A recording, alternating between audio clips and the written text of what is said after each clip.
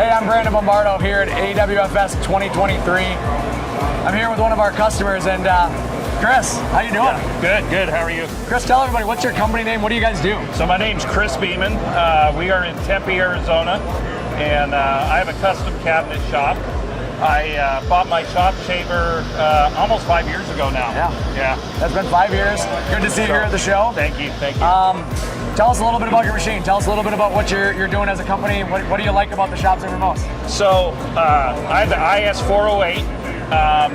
The upgrades I did the phenolic table, which I don't know if that's standard now or not. Still an upgrade, yeah, okay. Still an upgrade. I did a 10-tool changer. What else did I do? Upgraded spindle, I think. Yep. Upgraded spindle.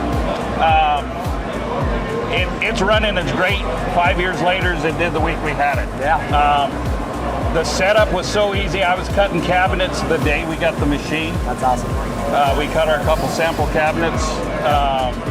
Customer service has been phenomenal. We are so pleased with the customer service. Pleased with the machine. Awesome.